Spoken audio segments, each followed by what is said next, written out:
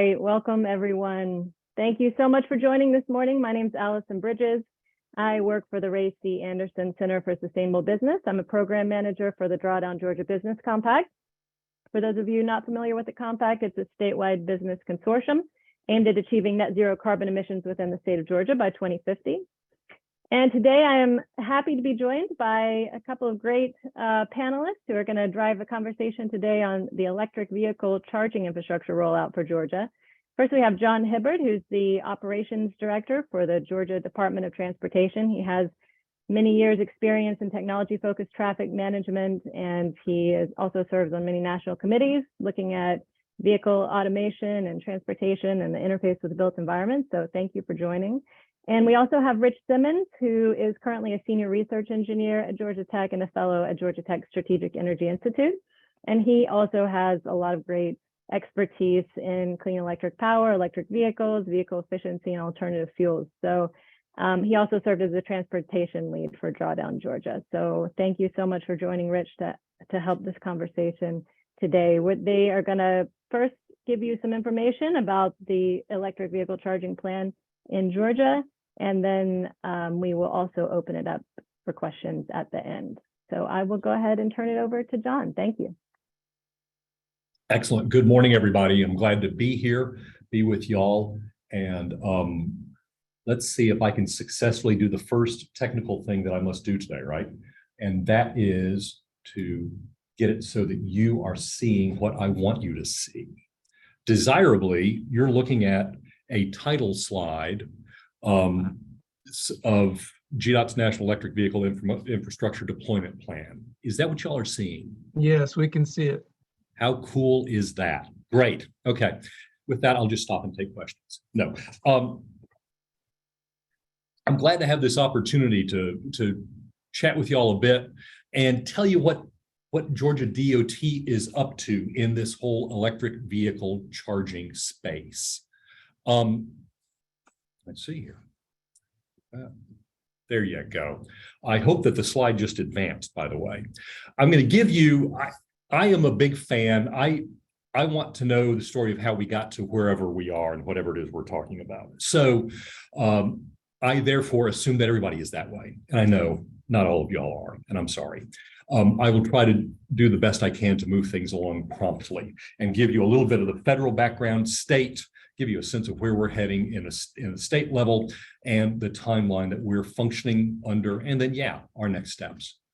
The US DOT and the US DOE, Department of Energy, and T is transportation,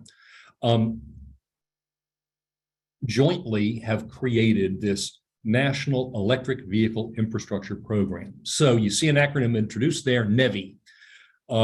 You know, the day wouldn't be complete if we didn't introduce new acronyms.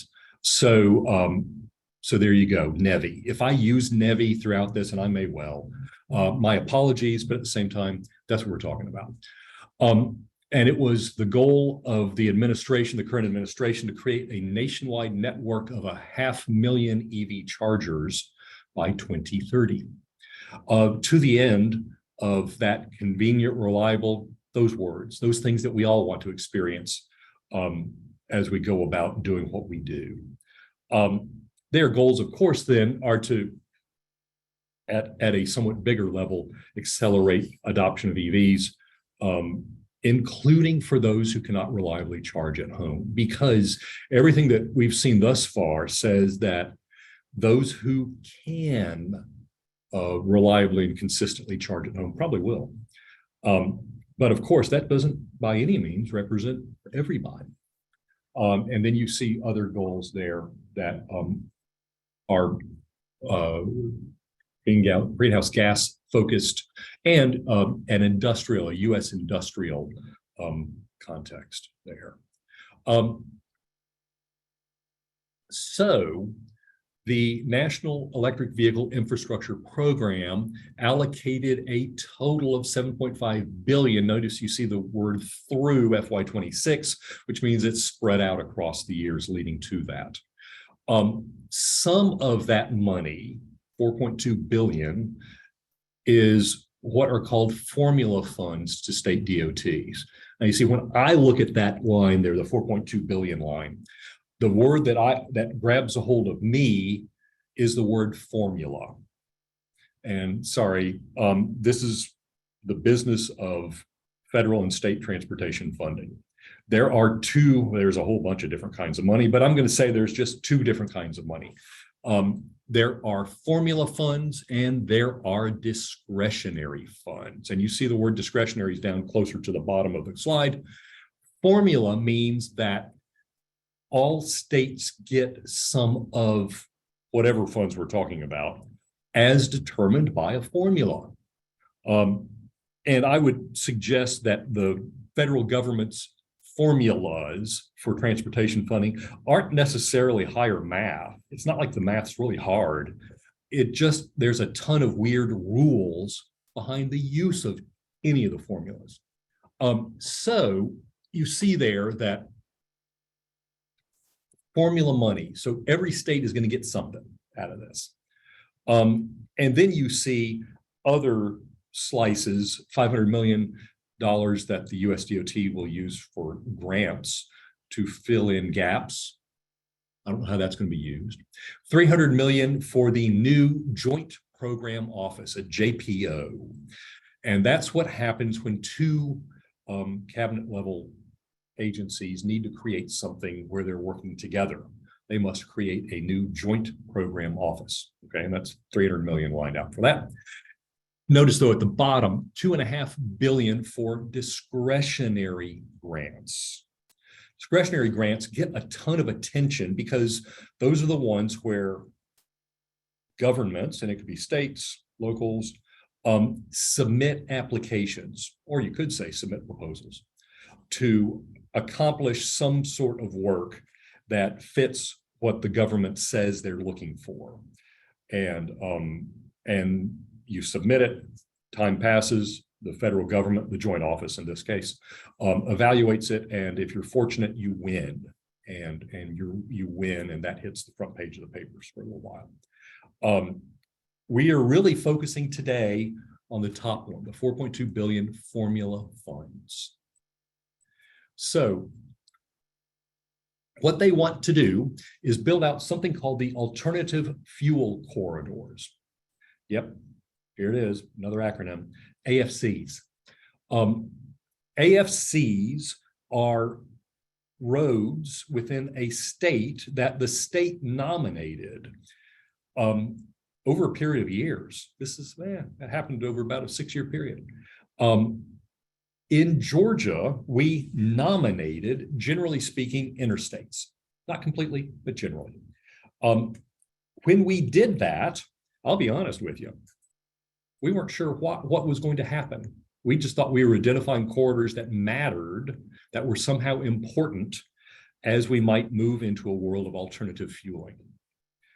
What we found out when the bipartisan infrastructure law passed, which is what funded all of this, what we found out was that those were the corridors that we have to spend our NEVI formula funds on first. Got to start there.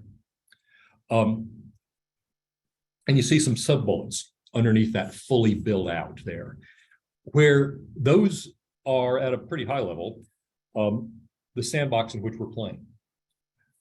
A charging site, or a charging station, to play off the wording here, is a minimum of 4 chargers, each one of them 150 kilowatts. And they have to have the CCS ports, which are non-proprietary. And those 4 150s have to be able to function simultaneously. 4 cars, all there, all plugged in and charging, and receiving power at 150 kilowatts. That's a high order. Then that I just described has to be present at a spacing of not greater than 50 miles apart along these AFCs. And they can't be that station can't be any further than a mile from the corridor. In Georgia, as I said, the corridors are mainly interstates. So can't be further than a mile from the interstate. Now, the private sector's already started and hard at work at this. 11 NEVI compliant stations are currently fully built out. They already exist. If you've come across sites that are oftentimes at Walmart's, sometimes at Kroger's, that are built and operated by Electrify America as an example, but not by any means exclusively. Yeah, they count. There are about 30 to 35 gaps that it falls to us, GDOT, to ensure that they get sites installed. We must also satisfy Justice 40 requirements, and everything that is done has to be Buy America compliant. Evolving guidance. This one is, you can pick your analogy. It's kind of like you're building the airplane while you're flying the airplane kind of a thing. Original guidance was provided a little over a year ago. They then, in June of last year, said, hey, we're going to come up with more. And then the ADA, there was ADA guidance provided in August, and then that come up with more in the second sub-bullet there finally happened in February of this year. Evolving guidance. More could come. I'm not telling you that more will come, but more could come. As well, Governor Kemp created the EMIA in late 21, led by Economic Development Department. Some of y'all may have been involved in that in varying senses. There were several committees, all to the end of trying to get a handle on the implications and impacts for Georgia at a variety of different levels, because it touches different industries in different ways, and it touches different individuals potentially in different ways. This, in case you wondered, but I think a lot of y'all know plenty well, there is plenty of EV-focused development in Georgia over the past 5 years. No questions asked.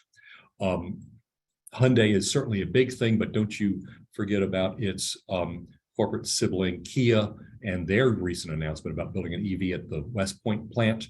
There are other battery plants that have been announced and are in various stages of development.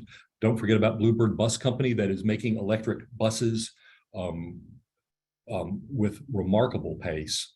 And for any of those major manufacturing concerns, and you see others that are scattered across the Southeast there, don't forget for 1 minute about the supplier network that any of those, I'll call them nameplate facilities, might have surrounding them, because that is not trivial. So a lot's going on, lots happening in Georgia. Our vision, certainly we got to comply with the federal government. You're gonna hear more about that. Customer driven, yes. A continued push for economic development. Georgia continuing to be the #1 state in which to do business. Note, the sites that we deliver will be owned and operated by the private sector. We, GDOT, are not going to get into the business of operating these sites. And certainly the sites need to deliver that high operational performance, although I could well say that loops right back to the compliance with federal requirements. Taking everything that I said on prior slides down, total NEVI funding, well, okay, 135 million is apportioned to Georgia, and it's what we call 80-20 money. And that's a vernacular we use frequently because a lot of the money we get from the federal government is 80-20 money. We had to prepare a NEVI plan compliant with the federal requirements by that joint office. Note, we were not alone. Every state had to do that, and we all had to hit the same deadline. And son of a gun, everybody did, and everybody's plan was approved. Laying it all out in another sense, this is what I've been telling you. When was the bipartisan infrastructure law signed there? And note, you may also have or refer to the bipartisan infrastructure law as IIJA. What's the difference? IIJA was the act. Once it passed, signed into law, they saw an opportunity to rename and BIL.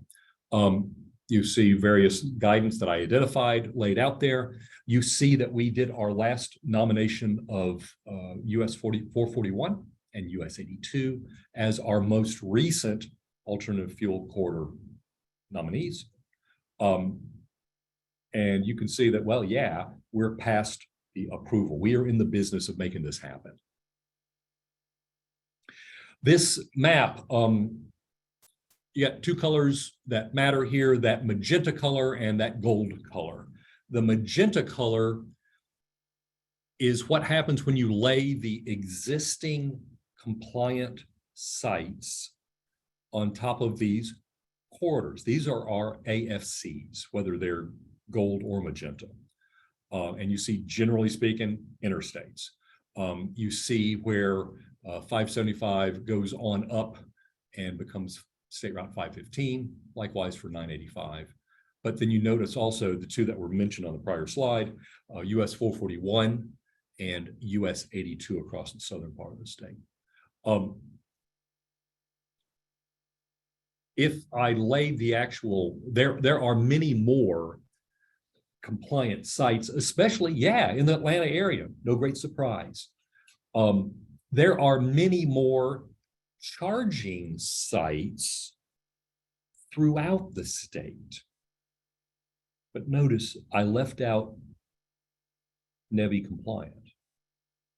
Because if you, NEVI compliant is 4 of them, 150 kilowatts each, simultaneous. If it's not that, if it's less than that, just 2, or not 150 kilowatts, or it's 150 kilowatts for the first and sole vehicle charging, but maybe when the second and subsequent show, they start sharing that power. That wouldn't count either. So there's many more charging sites out there than the NEVI compliant ones that this map is built off of. So if any or some of y'all live further out or could say, but I know there's a charger at any number of these Golden Gap locations, I take no issue. You're probably right. But they don't fit that criteria that the federal, that the Joint Office mapped out. We have met with lots of different organizations. Some of y'all, we may have met with you in the context of developing the plan. And that was last summer's effort really for us. Where are we? What are we doing? Well, the legislature was a part of all of this, the state legislature, the one that just wrapped up, maybe just last week.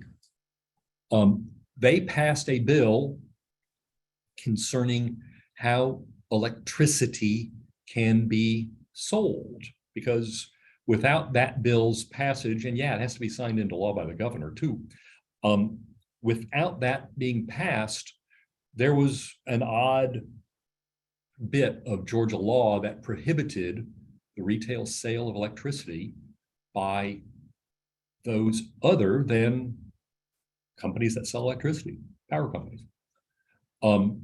They passed a bill that did that. It did some other things too. And so we need to make sure that whatever we do going forward incorporates what that bill did. We can do that. Further engagement with stakeholders in the general public, and in fact, here we are today just as a quick example of that. Certainly anything we do has to comply with the federal guidance and rules. We have issued, it's on the street right now, a request for information. I would hope, if we were in a room, I would ask for a show of hands. It doesn't work so well here. It's kind of clunky. I would wonder how many of y'all have seen that. And honestly, I would encourage all of you all to respond to it. We want to know what's on your mind. And then, of course, fold that into a procurement to fill in the gaps, to fill in those gold segments of road that were on that prior slide. Well, that's really, in sum, that's it. Rich, I guess perhaps at this point, I'll turn it back to you and we can figure out how to move forward with taking the questions that I suspect y'all might have. Yeah, that's perfect. Thank you so much, John. And I think before we open it, I know we have a good group and would Rich, I like can't. audience. Can you hear me? Yes, I can. That Yep. was my problem, not yours. Okay.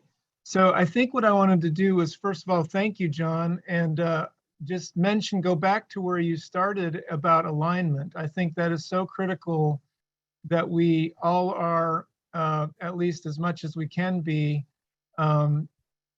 figuring out from the different perspectives how to get on the same page. And I think briefings like this are very important so that the community of interested stakeholders can really make progress together, understand what's happening, and maybe how they can be more involved.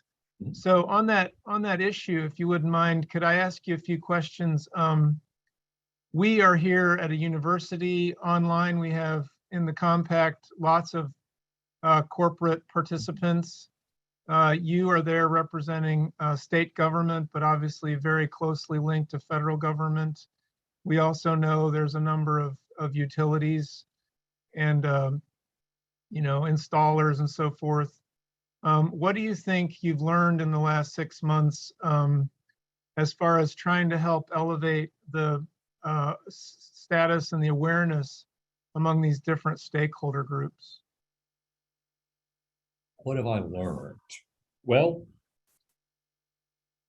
getting into, and I'm speaking from a Georgia DOT perspective, that's what I bring to this thing, right? Getting into something that we have never done before is difficult. Everything else that I've done here at the department, by and large, we were doing it before I stepped into the role. Now, we can talk about doing it and doing it better, or doing it and doing it more, but we're already doing it. This, we've never done before. And in fact, we're not alone, because there's roughly 50 other states that are really in the same boat. Mm-hmm.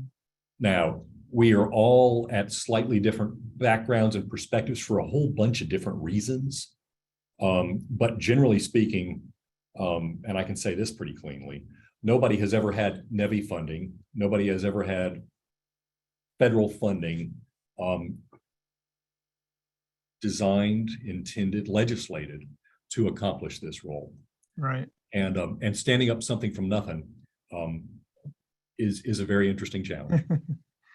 That's a great segue. So I have a couple follow-ups. I was thinking about your map. If you could go back to that for a second.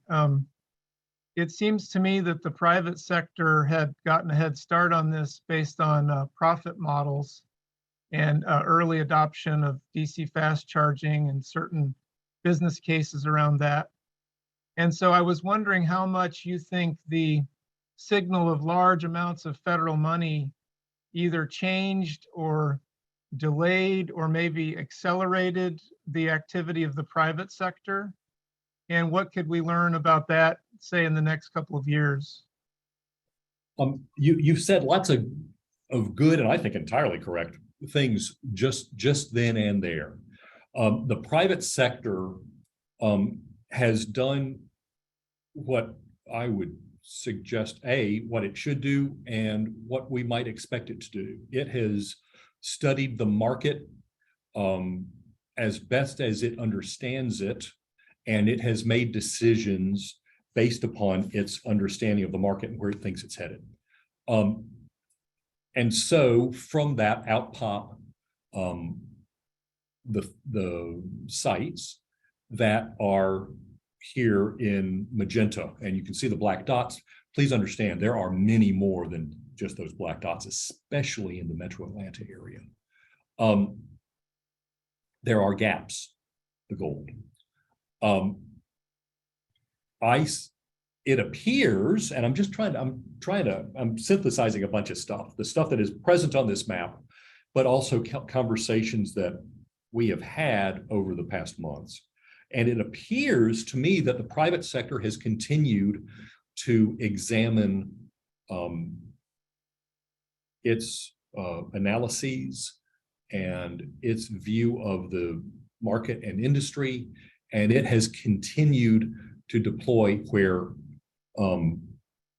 where it sees fit. Now, note, as the private sector continues to do that, there's nothing that obligates them to install to the standard that the federal government, that the joint office has dictated. They can do whatever they might want to do for whatever good reasons they might so choose. And so it is entirely within bounds that as the private sector installs, it might not necessarily influence this map.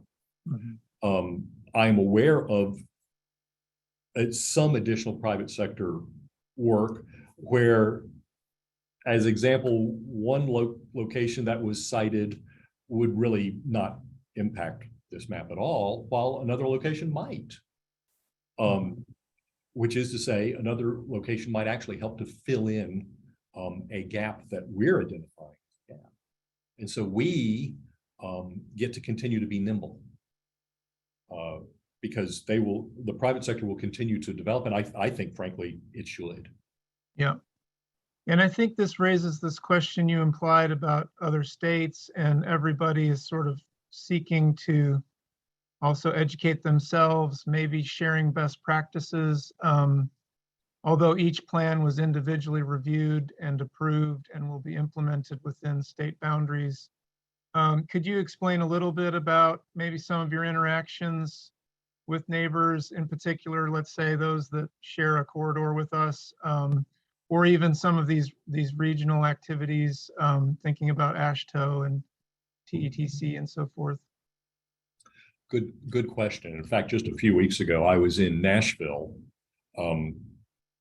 with a regional workshop, day and a half, with individuals from all of the neighboring states, all of them that surround Georgia, certainly. And then it went over and picked up Mississippi, and it got Kentucky. And you get the idea. And so much of what we were doing was comparing notes,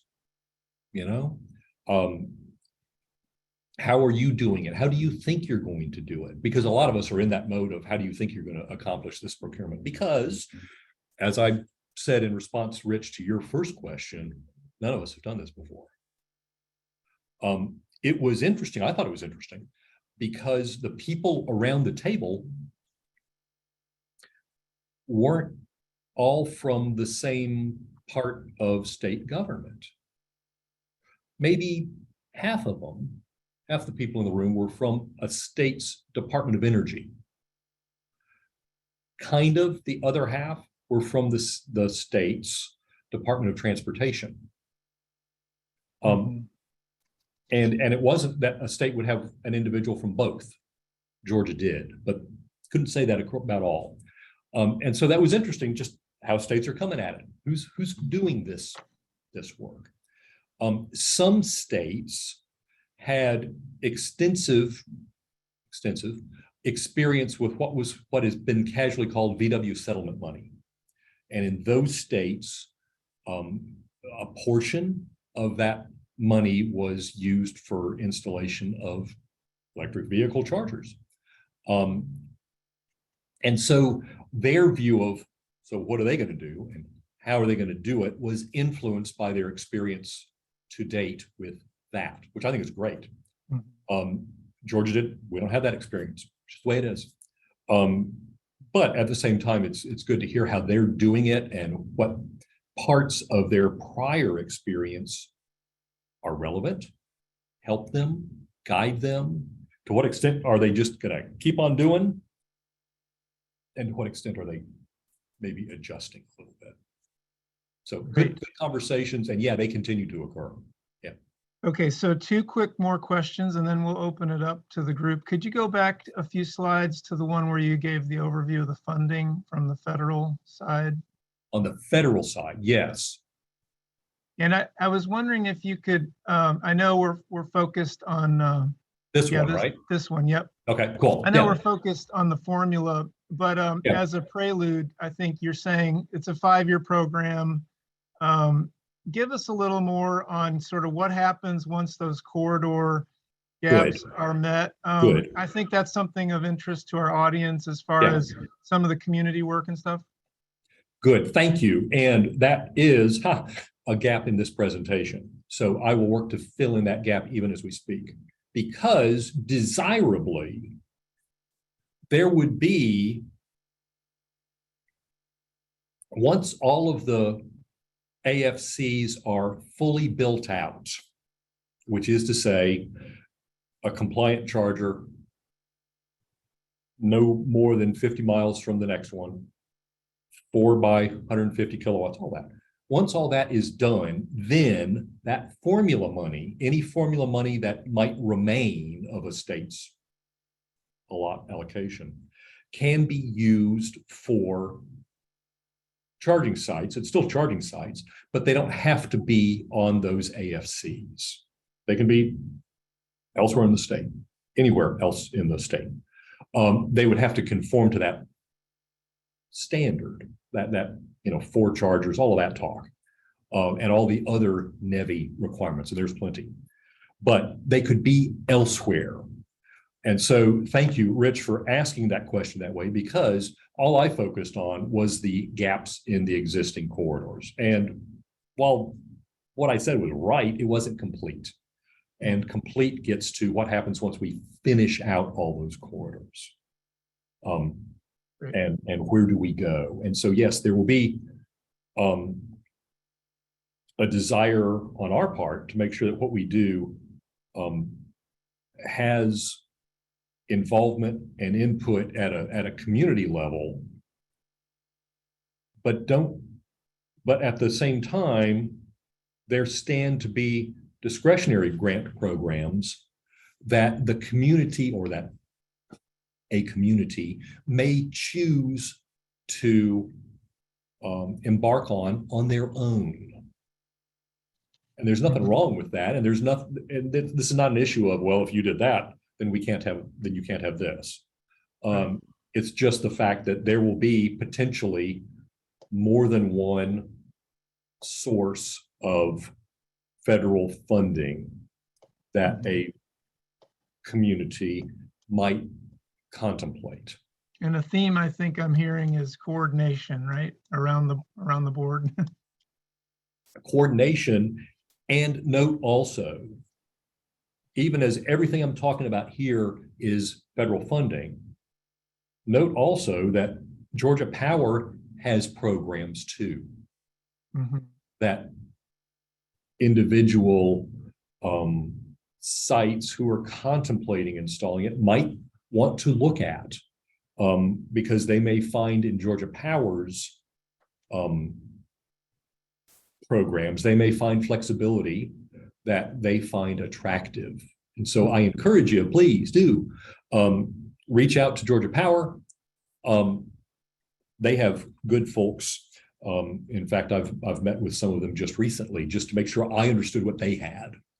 And so much of it was, there you go, Rich, it was coordination between where we are and what we're doing, and what they stand to be doing as well. So you've got potentially multiple sources of federal funding. Formula money here, discretionary money here. And in fact, they just posted the first one of those discretionary grant programs just a couple of weeks ago. And it's very broad.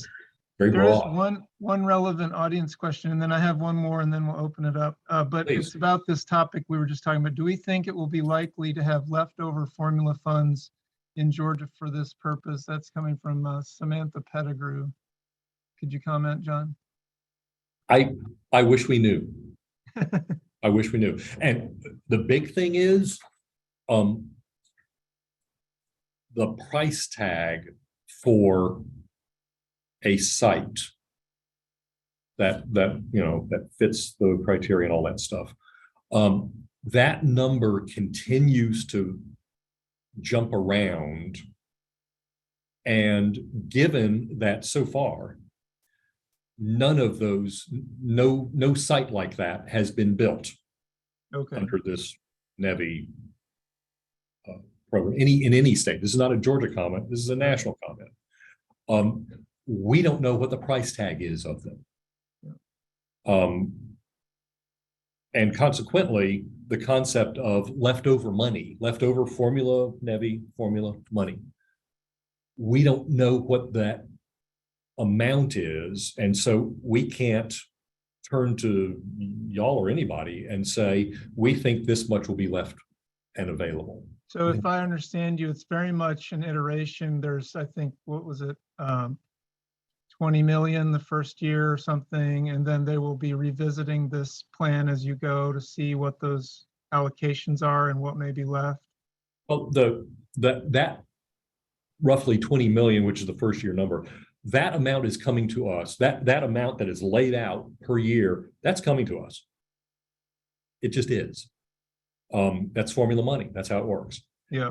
The catch is how much of it is going to be consumed per site. Yeah, got it. Okay. And we don't know. Recognize that the site, when we say a site, it's all of that. It's that description that I used, 4 chargers, all of that stuff, and then operated and maintained for 5 years. That's the thing. And we don't know what that price tag is yet. Understood. Okay. Yeah. So let's go to that final map where you showed a bunch of Georgia investments in this EV battery OEM space. I think this will be a great segue to audience questions. But my question here is, obviously those in the room that have a Georgia link with their business or some other Georgia link feel pretty good about this position and the recent news and momentum that's building. I get often asked by journalists, is this truly differentiating for Georgia, the Southeast, et cetera? My sense is it is. However, I also know we're biased. So I guess the question relative to NEVI is not whether that's true or not. It looks like it's playing out, but how is this an advantage and how can we leverage this as far as economic development and jobs and in conjunction with some of these federal funds that are being deployed? And note, any piece of paper on the wall in this space says nothing about degrees in economics. It's engineering. My view is, however, that as these sorts of decisions are made, good news begets good news. And so the decisions which may have a decision that is one announcement may begat several dots on this map in a direct relationship. But that good news may begat or inspire other decisions to be made. How I think it helps is that opportunities, jobs for Georgians are being brought that stand to be of higher skill, higher compensation, and it creates opportunities create opportunities, and in so doing, you create a more prosperous Georgia, and you create better, more attractive, more technologically diverse opportunities for people, whether we call them Georgians or people that we want to become Georgians. Excellent. That's a great answer. Okay, let's go to the audience now. We would love to hear from you all. I guess you can either enter your questions, comments in the chat, or feel free to, I guess, raise your hand maybe and unmute if you'd like to be seen and heard. That would be great too.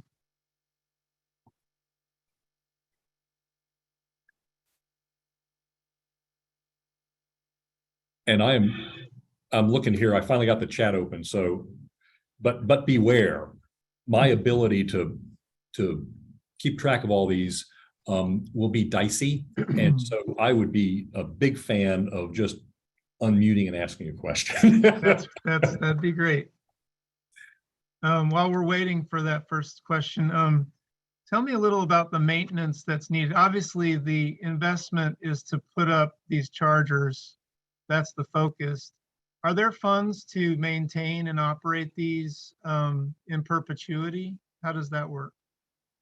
All we're focused on right now is what the funding requires, which is that 5 years of, so the money that we're working with now buys it, installs it, and operates and maintains it, that charger, for a 5-year period.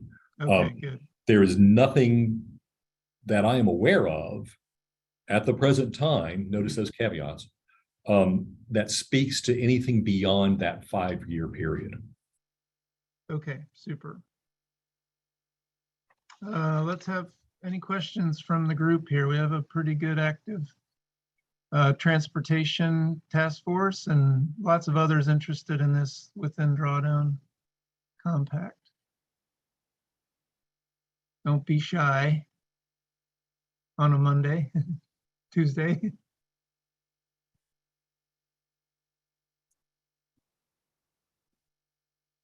Okay, we have one from Alan Guerra. Standard for payment methods that are required.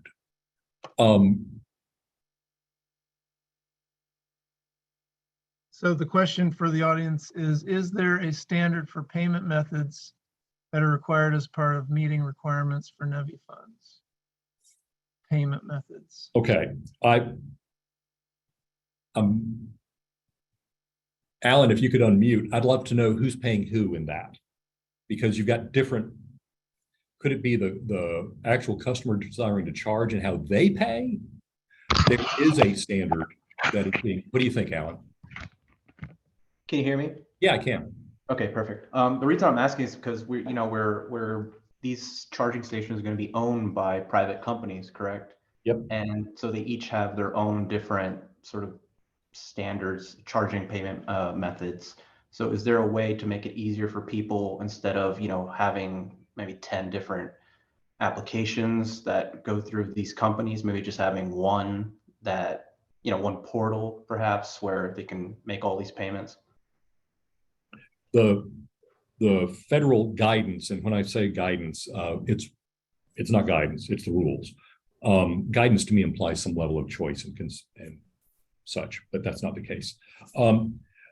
They are pushing a standard interface, a standard means of payment, to eliminate what you just said, to make it as universal as you can make it, recognizing that, yeah, there will be different owners and operators, presumably, of these. But yeah, that's something that the feds, this joint program office, have very much led with, a focus on how to accomplish what you're speaking towards.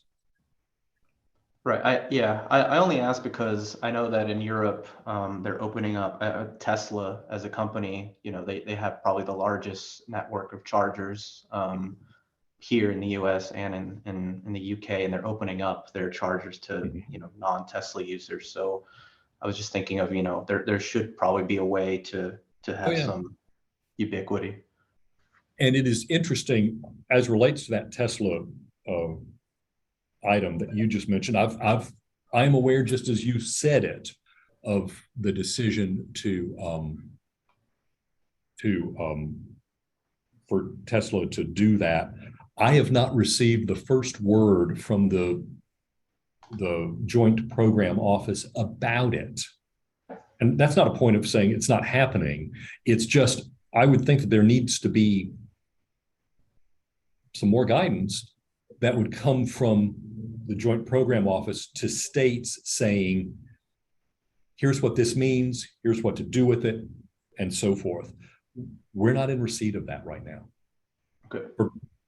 And again, I'm not trying to cast aspersions. It's just, that to me is now, given Tesla's announcement, that is now a gap in the knowledge that I, bluntly don't have, as to how does that all fit together? And what does it mean in terms of payment? What does it mean in terms of the map of magenta and gold that I showed you earlier? Because there are Tesla chargers out there, I know them, you know them, that might influence that map.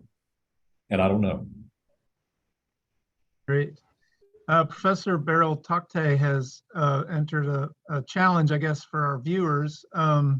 She's interested in knowing if those of you on the call could comment on main opportunities and challenges that you might be experiencing or foresee with this transition, either in Georgia or elsewhere. I don't know, Beryl, if you want to elaborate or if we just want to.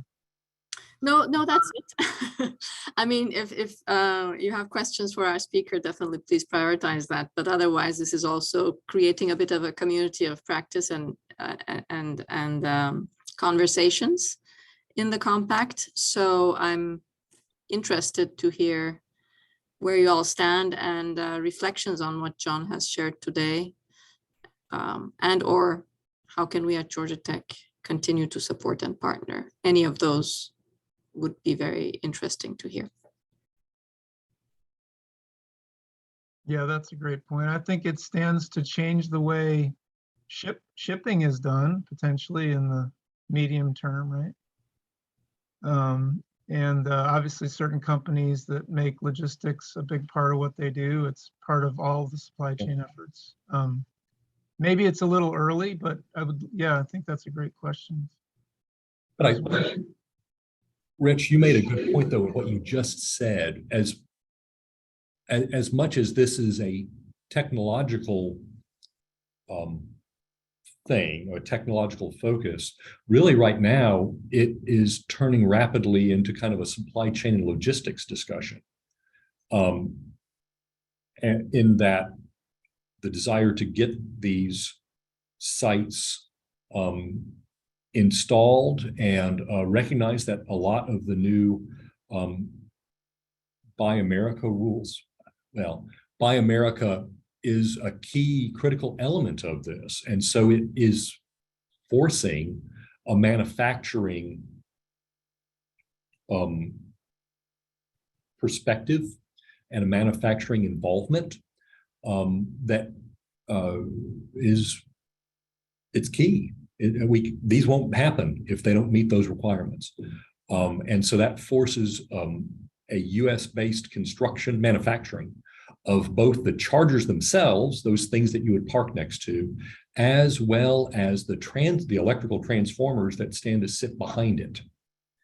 All must be Buy America compliant. Yeah. We have two questions here that are sort of related to sort of like the target vehicle categories. So I'll read them both. One's from Diganto Chowdhury. Does any of the current funding include any funds for charging heavy duty trucks? And then the second one's sort of the other side of that. Ryan Peters is asking, is the NEVI program mainly focused on personal EV charging infrastructure, or is there funding or a plan for commercial EV charging? What we have underway now is all focused on light duty vehicles. And so that would, be your cars, SUVs, light pickups. Certainly could a truck of certain size bigger use these facilities? I would think so. They may not find it attractive due to how long it would take them to get a useful charge. And that's just me as an aside comment, but there would not be an inability for truck operators to use them, but the program is focused on light duty vehicle charging. Thank you for that, John. I know that, some Class 8 experiments are underway. It sounds like those will be a little more targeted in the near term for certain very specific routes, and maybe with private sector investment at first. Tell us a little bit about the grid side of this, if you can. I know in some of these corridors, you're working with rural cooperatives as far as the supply of electricity. In other areas, Georgia Power and other larger municipals. How much are you involved with the utility side through NEVI? Well, we have had plenty of outreach and good outreach with the utility side. I mean, I was at Georgia Power's offices last Thursday, all to the end of this program and understanding. The Georgia electricity industry is a very interesting one. For any location, any of the gaps that we're trying to fill, back to my golden magenta map, there could be any one of several electrical providers that could be involved. The good news is that I think we have had all of the candidate sites evaluated by the likely power providers, and they say that they are comfortable with where they are in terms of their ability to provide this type of electricity. So, yay, that's good news. From a perspective, though, that might go towards those that might want to install one of these, Georgia Power has individuals that certainly can talk ably about needs and what would be required. The good news is that even the EMCs via Oglethorpe have a voice of good experience and good knowledge, so that even they can respond to this. Certainly, even EMCs know how to provide power for commercial interests. From that perspective, they can provide power to these. The issue is that these, one of those charging sites stands to have a requirement that is similar to a commercial business, a very real commercial business. But the good news is that they do have the resources to engage in good conversations with those that are contemplating proposing on the kind of work that we may have out there, or just they're contemplating installing for their own good reasons. Okay, I guess one more, and then if there's any others from the audience, please feel free to enter the chat or raise your hand.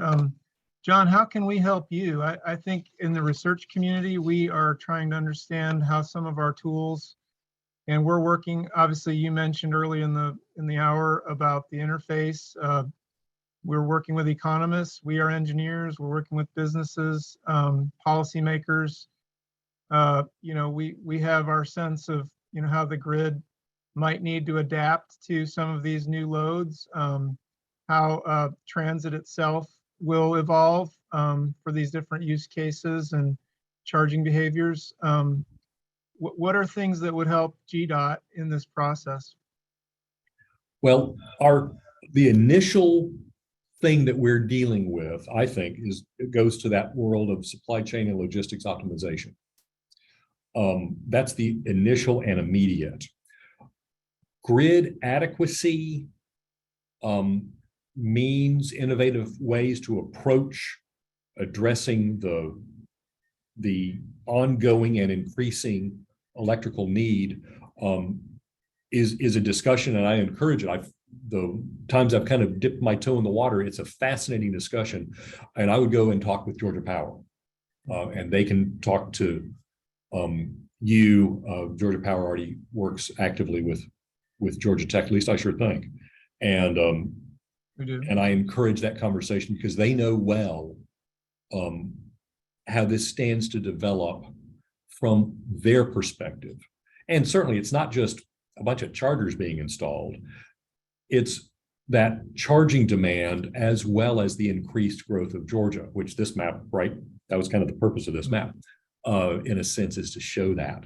But yet you have to lay the different levels, the different demands, and you have to layer them and compile them because they're all happening at the same time. Yeah.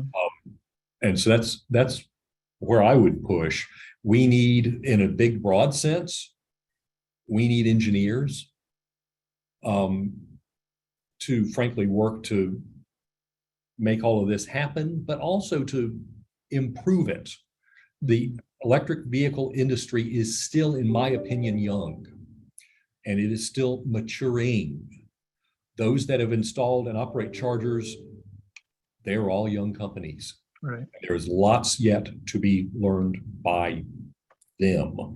And True. so And the goal of like lowering carbon and also, you know, trying to understand how the benefits and costs are distributed. It's all a very active, that's right. open area right now. That's right. Exactly. It is. Great. Well, on that note, let me thank you, John. It was a great overview. I know you're available if anyone has follow-ups afterwards, but let's turn it back over to Allison. Thanks a lot. Thank you. Thank you both so much. Thank you, Rich. Thank you, John.